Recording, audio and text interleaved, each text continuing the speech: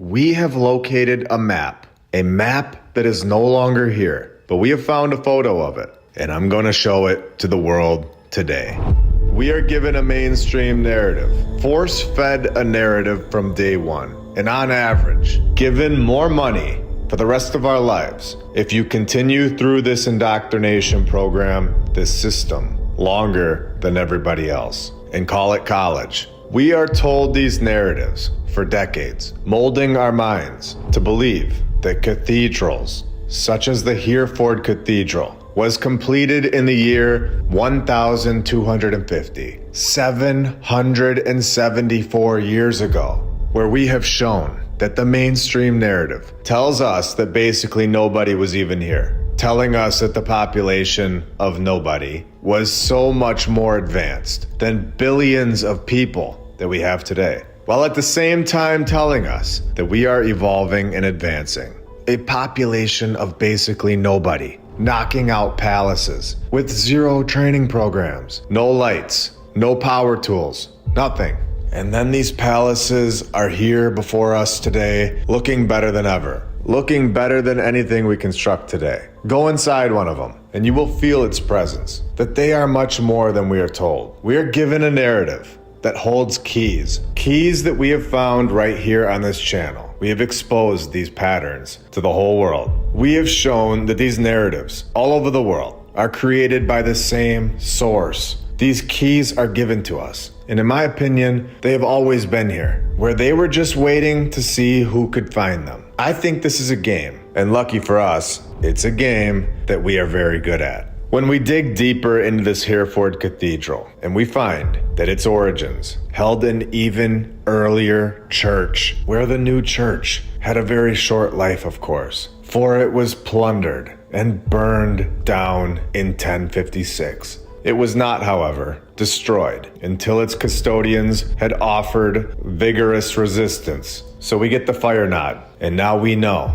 that it's time to go deeper and show that this cathedral was built by an extremely advanced civilization, one that we are not being told about, one that constructed these incredible structures all over the world, a population that was much bigger than what we have today, a population that didn't ride around on donkeys. They fully understood how to construct a palace that lasts forever. After hitting the chisel with a hammer all day long, they did not go over to their horse parking spot, where the horse was just standing all day long. They did not ride their horse home and sleep in a wooden shed.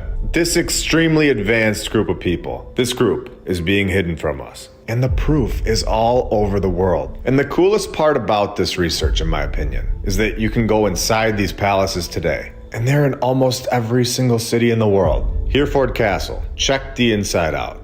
Look at those wooden plank benches compared to the incredible construction of the palace itself. Look at the ceilings. The craziest part about this is that there was never a bad construction company in the 1250s, according to the mainstream narrative. Not a single flaw in any country. This fact alone should have alarms going off in everybody's head, if they haven't been going off already. And if they're not going off, I'm gonna fix that right now. A place of worship has existed on the exact same site of this present building since the 700s or earlier. Another narrative where there are multiple buildings on the same site. And we have all the documents backing this statement up. No. This cathedral has the largest library of chained books in the world, where this gets very interesting. This palace is home to the Mappa Mundi, which is its most famous treasure. A map from the old world, in my opinion. We are told this is from over 700 years ago. A map of the old world with Jerusalem at its center. Are we ready to go even deeper? A larger Mappa Mundi, the Ebstorf map, was destroyed by Allied bombings in 1943, though photographs of it survived. Now, we can all see how these operations worked. We understand at this point what wars were most likely used for. We are beginning to understand the entire operation at this point. And through hours and hours of clues, repetition from the narrative, a massive amount of clear lies, there are less and less sitting at the other side of the table. There are thousands of us right now for a reason. Now, let's take a look at this map. Let's pretend that this is a true depiction of where we live. Bombing the other one in 1946, obviously deliberately destroying it. We can see Jerusalem is right here in the center, with Jesus on the cross. You have mermaids down here, and a clear depiction of a griffin, which we know is linked to Tartaria. All of this showing me that there is so much more to our true history than what we are being told in these classrooms. This place that we live is not at all what we are told. On the right-hand side, you have people with faces on their chest. And right above Jesus, you have the Tower of Babel. Now, normally when something is written down, I have a very hard time believing it to be real. But the fact that they bombed the other one definitely shows me that there's something about this map that is very important to us. Let's take a look at the one that they bombed. This is where they tell us that in 1843, they found this map in a convent in northern Germany. It was 12 feet by 12 feet. Again,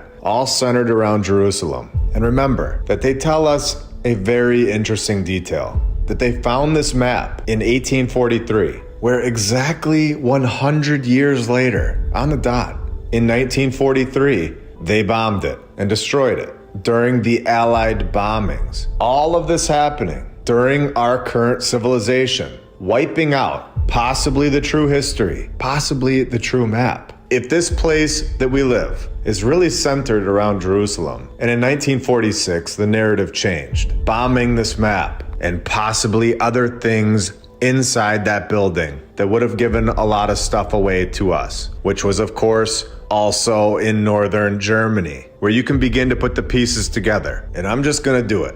I'm gonna try and keep this as friendly as I can. Reminder, I am always on Rumble as well. Just follow me over there so you always have it. But you can see what this bombing was, in my opinion, all about. 1946, Germany. The map is gone. This man, a German aerospace engineer and space architect, member of the party that I'm not going to say, so we can keep going. He was the leading figure in development of rocket technology in, you guessed it, where he also worked with a guy named Walt. And you can see his last name right here, which popularized the idea of space travel. We all need to understand at this point that there was zero space talk before this. This space talk is all brand new and all a part of this current timeline that we are all in, and a part of this narrative that we are force-fed. So again, 1943 bombed the map where Jerusalem is in the center. 1944, the V2 became the first artificial object to travel into space just 1 year after removing this old world map. The following year, in 1945, this man was secretly moved to the United States, all a part of an operation that I'll put an arrow to right here. And just 12 years later, all a part of this timeline that we're in, this was created. An operation to remove our history, to remove a map and give us this new one. We have found evidence, in my opinion, that it is very clear that within this game that we are all a part of, we are not given the true map to this game, which we have shown a few times now. Is it possible that Jerusalem is the true center of our map and has changed hands not as long ago as we are all told? The map is based on earlier maps, including the Psalter world map, which we are told yet again that Jerusalem is the center of the map. This one being held in the British Library, which was drawn around 1260, but we have no idea who drew it. Where we know all about the year 1079. We know all about the year 794. Where some character was beheaded, where Offa had supposedly consented to give his daughter to Ethelbert in marriage. Why he changed his mind and deprived him of his head, historians do not know. Now, I show this because it's entertaining to me. that the narrative gives us these detailed stories from the year 794, but then leave out the most important details of a groundbreaking map, or can't tell us who built the buildings in 1900, like we've shown in episode 33, when we just emailed them and they couldn't tell us. Going back to this map that was bombed in 1946, I'm going to zoom in on it and show you all that there were no huts. There were no plastic siding houses. Every single depiction is of a palace. Palace after palace after palace across the entire map. And there are a few that remain today. And these are the buildings that we are discussing on this channel. The ones that remain. But we can clearly see that there were so many more that have been removed from our view. I'll scroll around a little so you can all get a good look at this map that is gone now. And then I'm going to show you what I believe is a depiction of the exit to our current map, the one that is being hidden from us. Down here at the bottom left, there is a massive opening where I think that this is definitely part of the reason for trapping our minds and telling us that we are trapped on a ball, flying through space, where, remember, this is a brand new idea, and we all know whose idea it was. We have shown that in this episode. And now there is nowhere to go, where if these maps that have been destroyed are true, then there would be openings, possibly leading to more land, which coincides with this treaty that was introduced in 1959, the exact years that we are talking about here. Destroying this map, 1945, an operation to bring over Walt's friend to the USA. In 1958, we get this group, and 1 year later, in 1959, we get this treaty. Now, this treaty is the only thing in the world that all of these countries can agree on, which should show you that there is something very interesting about it. So just remember that while there are things going on in the world, countries that we are told that they don't like each other, they still agree on something. And this is something that hides a massive truth from all of us. Tonight is not only our greatest living explorer, but he's been an inspiration to countless Americans. Admiral Byrd, you've been to both the North Pole and the South Pole. Is there any unexplored land left on this Earth that might appeal to adventurous young Americans? Yes, there is. This treaty covers the area south of the 60th degree south latitude, which means that you just can't get on a boat and set sail and go to Antarctica and see these openings on this map where they tell us that all Antarctica-bound expeditions must be authorized by the operator's own country or the vessel's flag state, where heavy fines can result from non-authorized visits to Antarctica. Would you like to see the openings in our map? A massive operation shut this down in the mid-1900s, and now we have further evidence of this. Again, I do believe that all of this information is here for us to find it. I think this is all available to us. As long as this is something that we want to know. It's all very clear. The more truth that you know, it all makes more and more sense. And it all lines up. Exactly how the truth always does. While a lie is all over the place. I've said this before, but I do think it's possible that they are waiting to see who can find this information. They've left it out there for those that look. Now, the word medieval, in my eyes, is another word for the old world. They explain the narrative away by simply calling it medieval. So let's remember this going forward. Right on their website, the Hereford Cathedral tells us that the medieval cathedral was not monastic. They even tell us that the map that they hold inside this place, the map that we discussed today, is one of the world's unique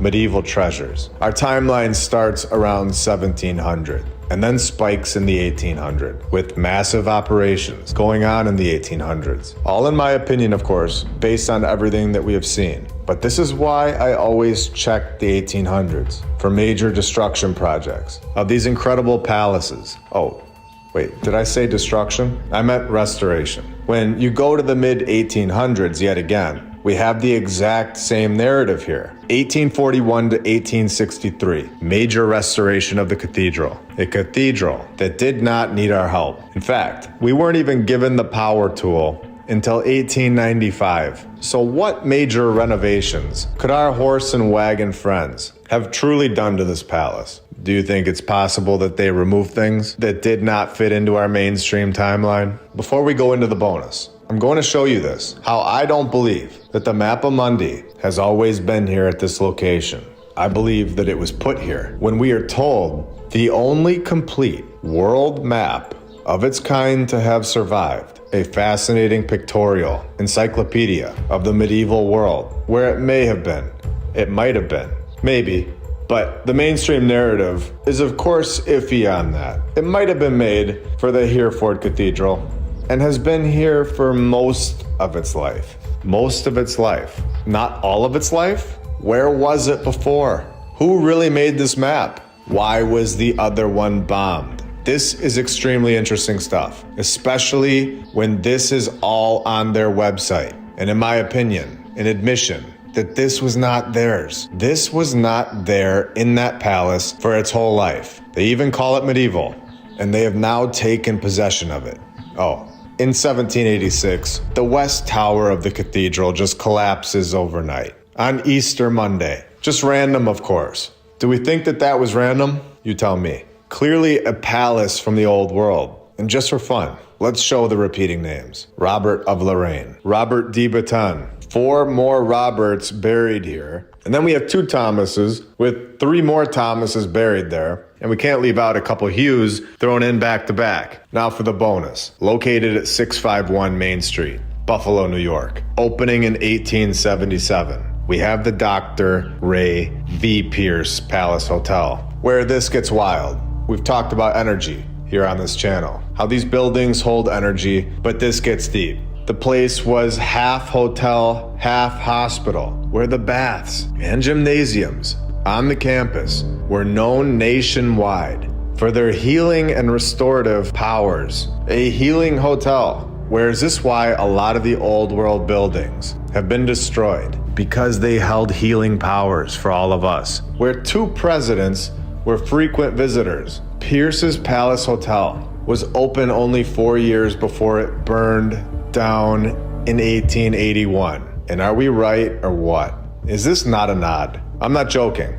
Every time I see this narrative, I am more and more surprised. For one, that we never noticed this before. And for 2, that they really put this in the narrative over and over and over, all over the world. And we know here that that building was much older than just 4 years. And you can see what I'm talking about with all of these fires when we just flip over to the St. Peter's Cathedral Basilica in London, Ontario, and see that they just throw this into the narrative as a nod to their group for future generations, in my opinion, to recognize which buildings are from the previous civilization, where it says that there were multiple churches on this location. The first one was destroyed in the London fire, 1845, and a larger frame church was built. But this church also burned down in 1850, 5 years later. And we have a whole series about this nod called The Fire Games. It's all in a playlist. So now let's get back to this Pierce's Hotel. After that fire that we just showed, in 1881, Pierce opened his Invalids Hotel and Surgical Institute on the 600 block of Main Street, which survived until 1941, where things begin to get interesting. The beginning of the end for the Pierce's Invalids Hotel and Surgical Institute likely came to an end in 1939 when the Federal Trade Commission included this cease and desist order in a stipulation.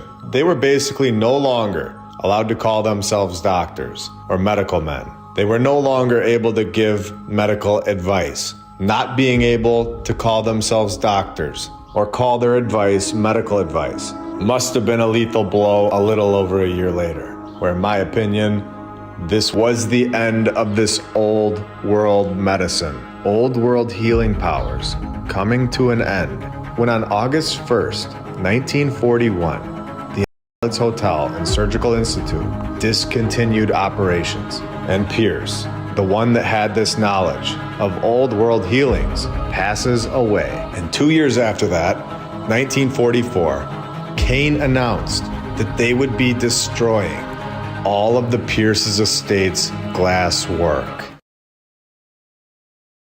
Here we are in Rome, Italy. This was constructed in 1317 and took 600 years to build. Could you imagine? That would be more believable than what I'm about to tell you. And what I'm about to tell you is the mainstream narrative. This is actually Richmond, Virginia. It's named the Cathedral of Sacred Heart, and it was constructed in 2 years. Just looking at this place, I wish we could still build like this. I would love to see more of these built today. Instead, we have 0 of them being built today. Not one. Where's the technology gone? So they say the construction began in 1903, and they put the finishing touches on this 144-foot high cathedral in 1905, built with a granite foundation, limestone walls, and a copper dome that stretches 118 feet. The construction was perfect to the nearest inch. The cathedral is 1,728 inches wide and 1,728 inches tall. It's exact. Absolutely incredible stuff. And I'm so glad we are given the name of this fireproof tile designer, Mr. Raphael. I'm glad we won't be having any fires in this building, thanks to this guy. If we take a look inside, this is just your normal, standard 1900s building. It was simple construction, and I'm shocked it took them so long to build in 1903. What was the holdup? Was their horse not up for a granite pole that day? 2 years to construct this. What a joke. Now here they were clearly destroying the original. It was even better than what we see today, if you can imagine that. In the beginning, it had marble altar rails, but those were destroyed because who needs marble altar rails? If my house came with marble rails, you know I'd be marching over to the model home that very day. And if they didn't get it out of my house, I would be forced to get my hammer out. It's just unacceptable. So far, this story is insane. 2 years to construct this place in 1903, before any sort of shipping trucks were available. A nice in-depth story about how these huge granite blocks were transported here would be really helpful, but no. We are not told that information, of course. And they are back to saying that architects are also builders, which they are not. Here we are told Joseph Maguire is the guy who draws this place up on a piece of paper. And he did such a great job drawing it on that paper that it just appeared here in 1905. Something had to have happened in 1904 and 1903 though, right? How many men were hired to do this job? Or was it just Mr. Maguire alone building this himself? Or did he have a few sons to help him out? We all know how much they love to tell us about the sons at this point, because as long as you have sons, you're gonna get the job done. And we all know it'll only take a few short months. And here I'm looking at this place on Google Earth. And normally when you find one of these incredible structures, you will find others on the block, or at least things that don't belong. This is very important to remember in this research.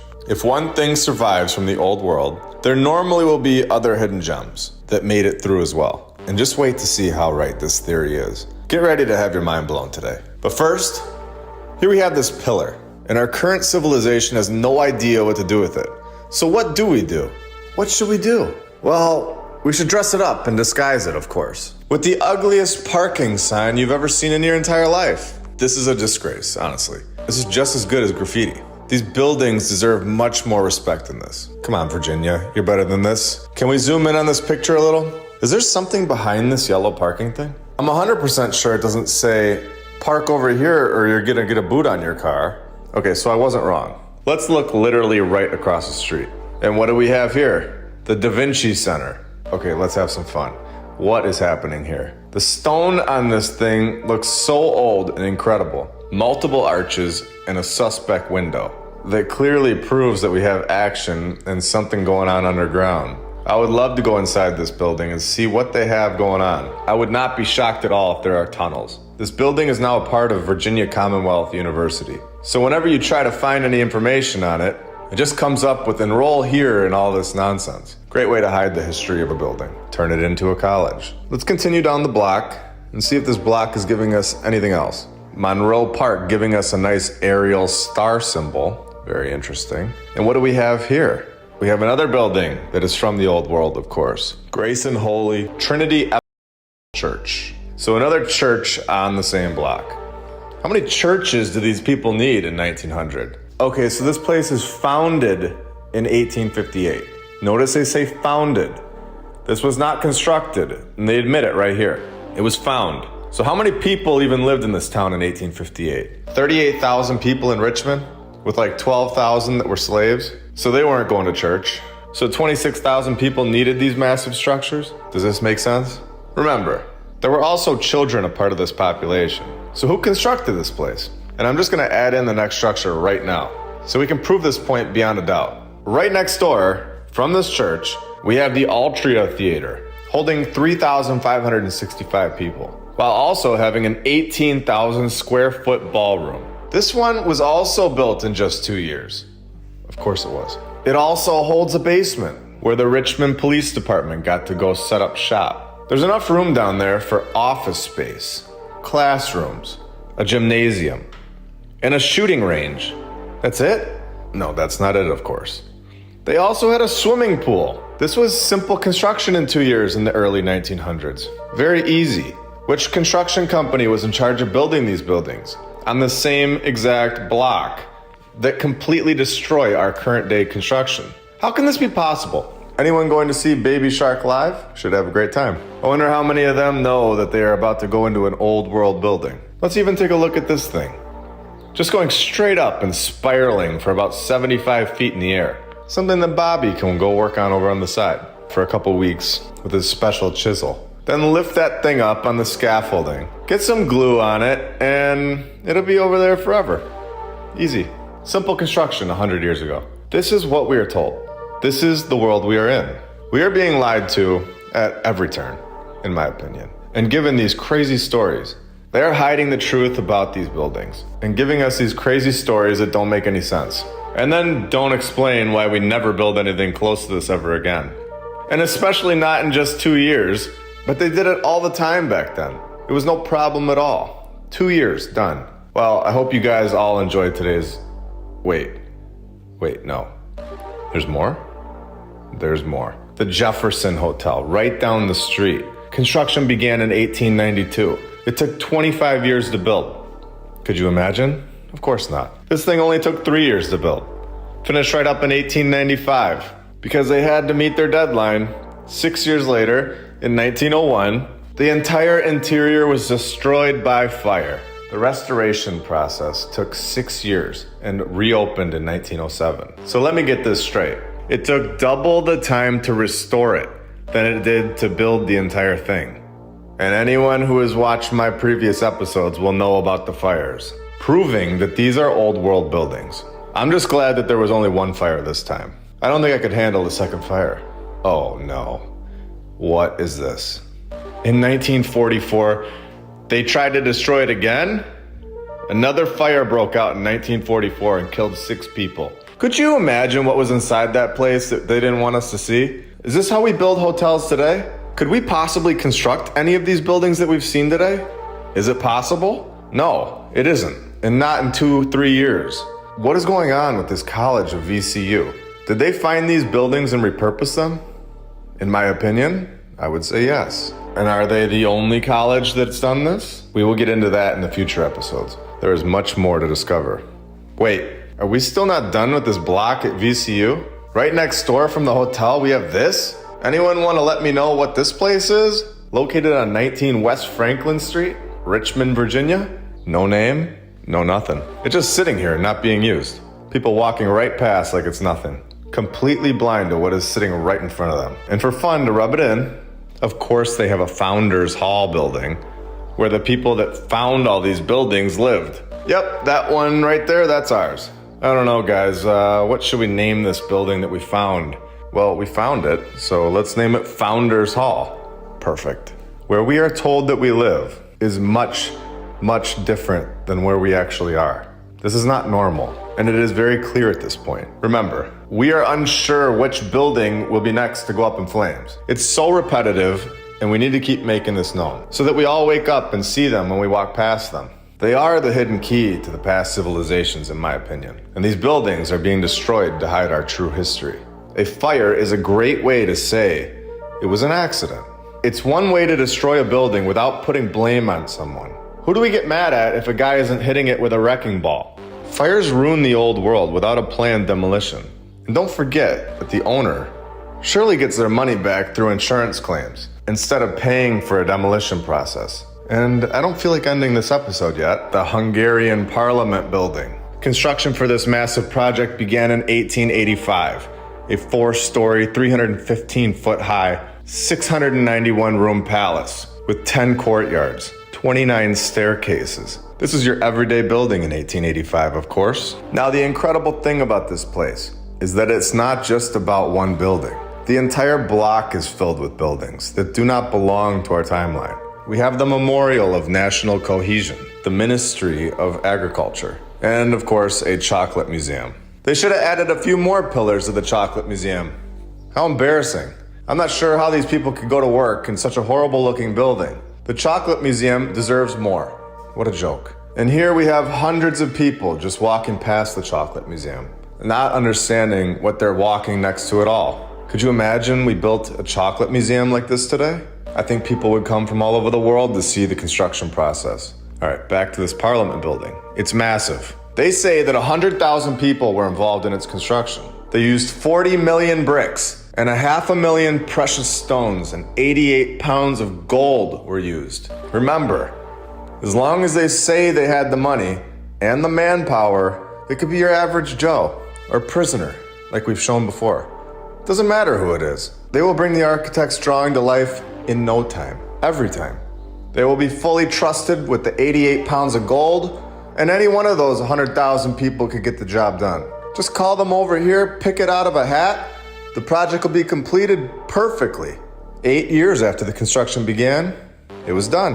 In 1904, of course. This sentence right here proves to me that this building doesn't belong to our timeline. Today, the government uses only a small portion of the building.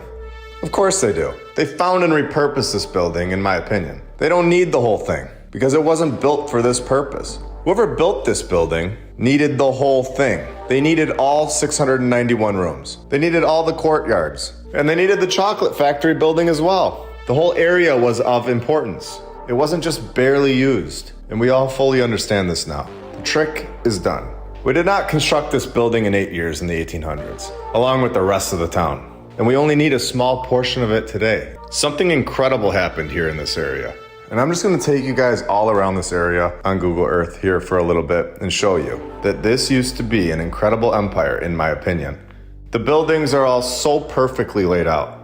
The buildings are all repurposed and turned into random things. This one is the Americana Public Library. And it just so happens to be right next to all of this. This was not built to be a library. Who builds a random library like this? Do any of our towns have any plans to draw up one of these and get the job done in a couple years? No. Are we even close to constructing anything like this? No, we're not. We couldn't build this if we had 10 million people and unlimited funds, in my opinion. It's not about the money, and it's not about the amount of people. It's about the technology. And I want to make this very clear. You have to understand how to construct something like this. Something that will last forever, unless it is demolished or lit on fire, which we've seen many times. And it's not just this library. It's the chocolate store. It's the Parliament building. It's the entire city of Budapest. This is incredible stuff. Just incredible stuff. I'm glad we covered that. There's so much in this city. Don't be shocked if we come back and revisit this city with further detail and even more buildings in the near future. The second oldest continuously operating Roman Catholic parish in the United States of America, which is weird because we're told that we moved from the East Coast to the West Coast. Oh, and it was built in just 1 year. Today, we visit the Basilica of St. Anne in Detroit. And let's have some fun today. The mainstream narrative had the hardest time explaining this building. It is much older than we are told. And I want to make that clear right from the start. On the actual website for the Basilica, they couldn't just say that it was simply constructed 300 years ago, because that wouldn't make any sense in the United States timeline. So, here we go, and I quote, "On July 24th, 1701, 25 canoes glided to a stop at the foot of a high bluff." Before I continue, I want to make this clear. 1701 may have been the original construction date of this building, and it may have been older than that. And this is not including updates to the building and additions. And they needed to explain it away with a canoe gliding nonsense story. And I say this because if we go down in the story a little, it says that they had to build a chapel. We couldn't even get a paragraph into this, and we get the nod. Do we all see it now? Is this a coincidence anymore?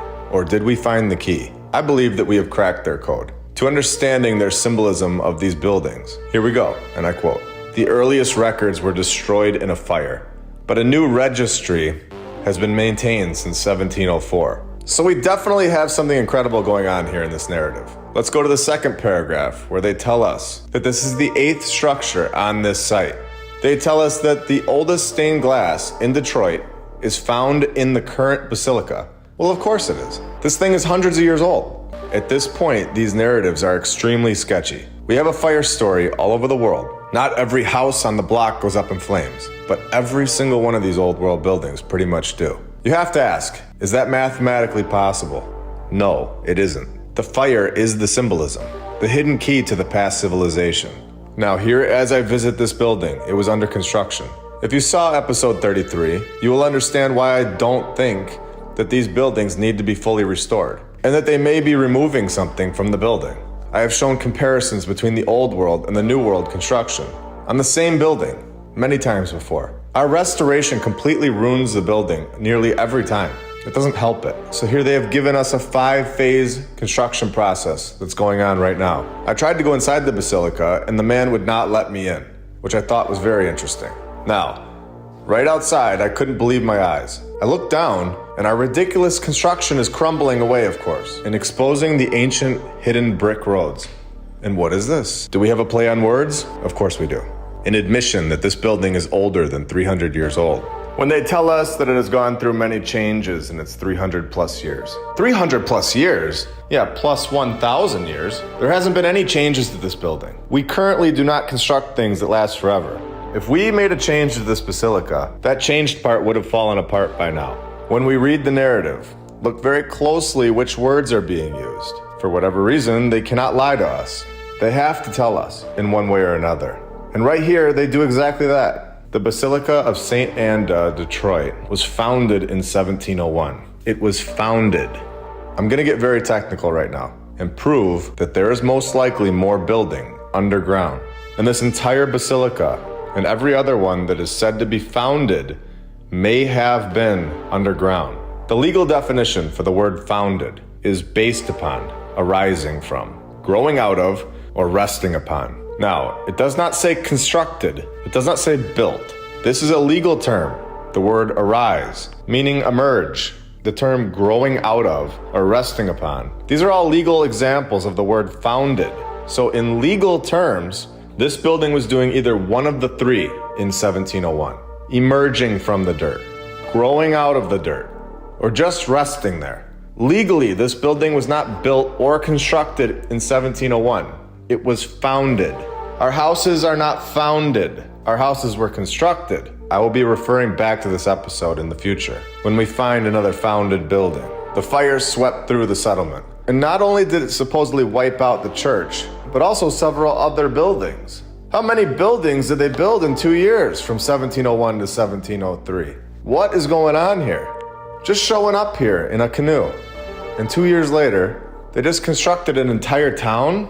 I mean, that isn't even close to logical thinking. If this was true, then we have devolved horribly. I would love to just show up in a canoe to an empty piece of land with no known construction training, with a party of 50 people, 50 soldiers and 2 priests, and construct a whole town in 2 years. Where the heck did this material come from? You can't tell me they got the stone there by train.